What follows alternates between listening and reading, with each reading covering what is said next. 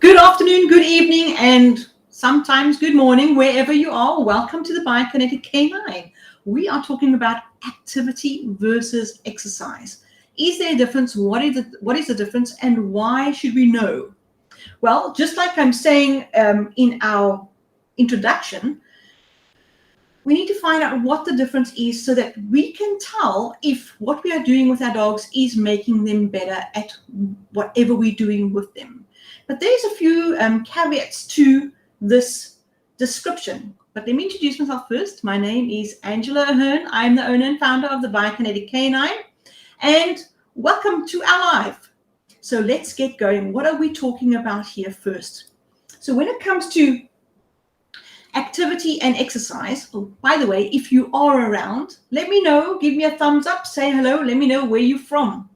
It's always interesting to see if I'm speaking to somebody, or you'll probably see me a little bit later on when you are on this page. So activity versus exercise. What is that about?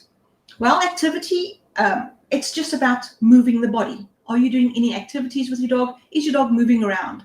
And the benefits of activities are always great. And we're talking about mental and physical. They're always brilliant. And if your dog is young or senior or a little bit immobile or a little bit out of condition, any activity, just walking around the block is always a good thing. It's always a good thing. So they are good for your dog because just like humans, any movement in the body is always a good thing. There's always magic in movement. Movement heals many ills in the body. It makes stiff joints moving around. Hello, we've got a hello person from Cape Town. That's awesome. And Nova Gregerson, if that's the name, I think. Hi. So when it comes to any activity, activities are good for the dogs to do. It's good for their body. It's good for their health. It gets the heart rate up a little bit. And any moderate activity, regardless of where your dog is it's good for them to get out and do something. But it's also very dependent on the ability and skill of your dog as to what type of activities you're doing. And if you are doing an activity like a sport for your dog, and we're going to be gearing in particularly to those dogs in this discussion. If you are doing a sport with your dog, then it's more important that that activity is structured in a particular way so that your sport and your dog can benefit from it. You are tagging a friend because they've got a border collie pup. Awesome. So when it comes to exercise, one needs to concentrate on the movement, where activity is normally running around, going for a walk, playing a game. But when it comes to exercise, we have to concentrate on the movement of the dog. And this is applied to even the very easiest. I'm saying easiest. I'm putting them in inverted commas, to the very easiest of movements that you do every day, or that you always do in your training in any case. Because your dog sport training and what you're doing there is not the same as concentrated exercise for the movement of a dog. Because whatever exercise you're doing has got to benefit the sport that you do. Otherwise, why do it? You don't want to do an exercise that is going to detract from your sport. You want it to enhance the sport. Any exercise that you do is something that you concentrate on in order to enhance the sport that you are doing. Kay, hi, good morning for you. So it's morning by you. Awesome. So let's get going about what is an exercise. An exercise is different from an activity. We're classifying activity as, are we doing something? We're going for a hike, we're going for a walk. But an exercise is a little bit different to that, according to the definitions when it comes to fitness and conditioning for your dog, and in particular, fitness and conditioning for your dog for a particular sport. So a dog entering into a sport is very different to a dog that is the pet dog and it's lying around, and there you go, it's got one of those lives that is just like somewhat sedentary, or they go on hikes, but there's nothing structured as a sport is structured around that dog's life. And so we have to structure particular exercises to get that dog's body in condition for the sport that he does. So what are we talking about here? An exercise, number one, it needs to be specific. So when I say specific, I brought this topic up because I had such an interesting conversation with somebody yesterday, and it reminded me of something that I did before. And when we go out and we do some conditioning exercises, say for example, the exercise is a sit or the exercise is a down. It's not just, well, I'll just skip that exercise because I do it all the time in training. So yes, I can see my dog does downs. IGP, we do a lot of down on the moves. The dog has to be down for a recall, all of those things. So the dog lies down in any case. But when it comes to the exercise of being specific, that's where this whole thing changes. And we have to ask our dog to do that movement in a particular way.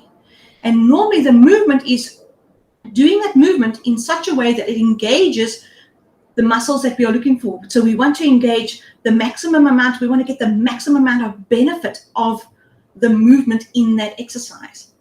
And to get the maximum amount of benefit out of this movement, say for example, a down or a sit, to get the maximum benefit out of that movement, we do it in a particular way. And we look at certain pointers in what our dogs are doing. We look at how their feet are placed. What is the angle of the body? How are they using their core in the movement?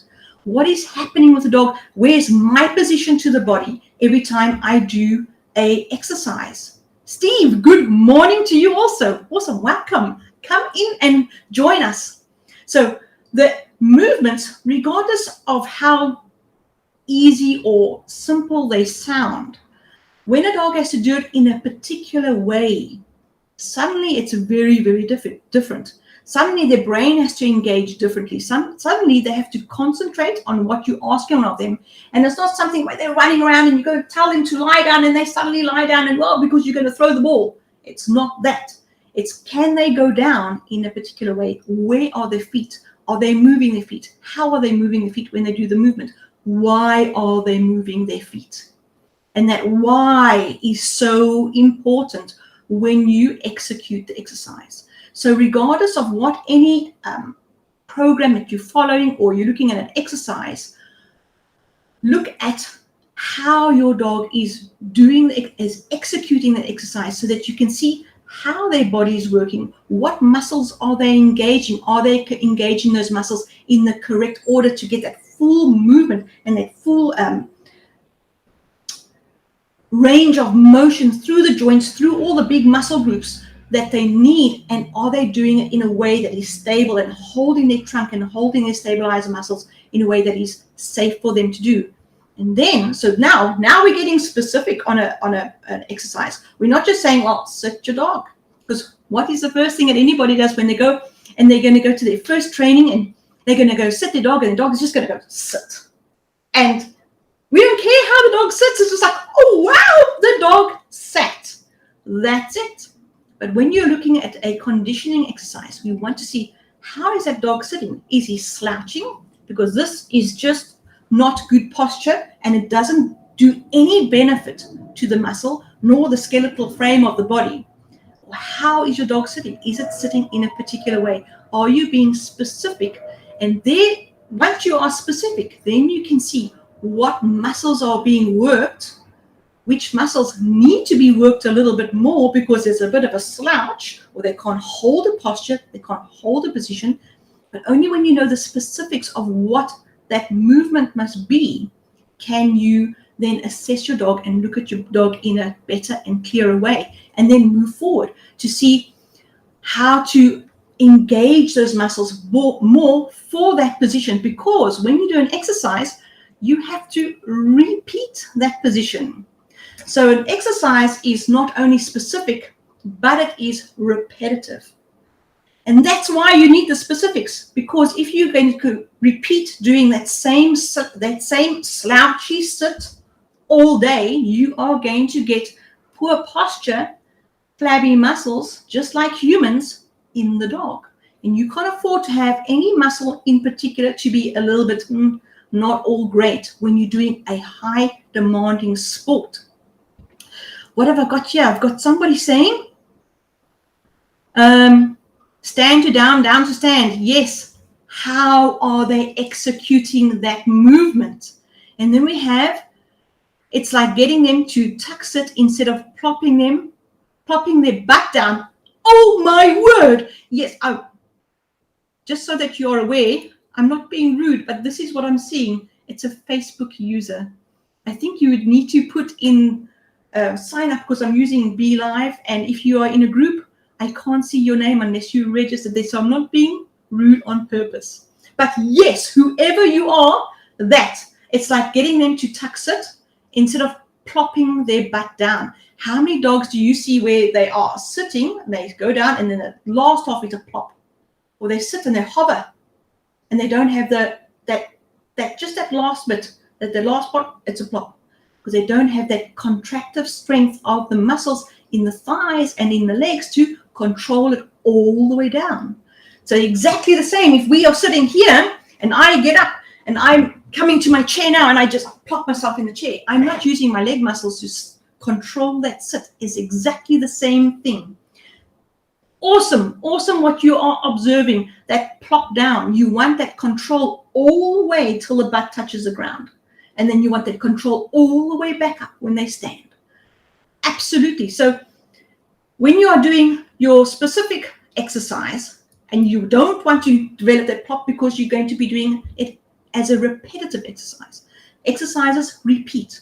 You're not going to just do it once and then you're done. Similarly, when you go and train for your sport, if you are doing IGP, how many days a week do you practice just the heel work? Just the heel work. Even if you're going to go out and practice dumbbells today, you're going to heel to the dumbbell stand, so that heel work is always in there. You don't just do it once off. You repeat the exercise in order for the dog to get through the motions and to understand and to get the body mechanics for that exercise correct. Same in your particular exercises. Doesn't matter how simple that exercise sounds. What is happening with the dog's body, and is that good posture repeatable every time? And you'll find that when your dog is having to do something, an easy exercise with good posture, suddenly that exercise is much more difficult for the dog to do, even though you do it on the field. You have to ask your dog now, can he control the movement throughout the range of the motion, from the start position to the end position and back to the start position again? That is one repetition. And can he do that again a number of times? Because we want to build him up. We want to get that full range and that full workout on the muscles when we are working and exercise with our dogs. So your exercise needs to be specific so that you can see the faults and work on them. And then you need to have that good posture in that exercise movement, and it has to be able to be, listen to my English, it must be repeatable.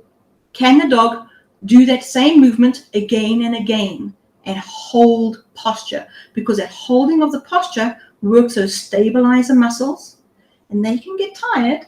It works to stabilize the muscles, and it builds up muscle stamina to hold that posture for a while. It's exactly the same as us having to stand at attention for quite a while. It uses up a lot of energy than just to lounge around. So it's more difficult for me to sit up right here and present myself better than for me to just sit here and chat quickly with you. So when it comes to your exercise, it must be specific, because it's got to be repetitive at the right posture. And then in the end, whatever exercise you do, it's got to be purposeful. It's got to be targeted. Why are you doing the exercise? Are you doing the exercise because it's part of a program? So I need to do 7 sits to stands, and I need to do 8 down to stands, and I need to do so many figures of 8. Why are you doing the exercise? Do you know?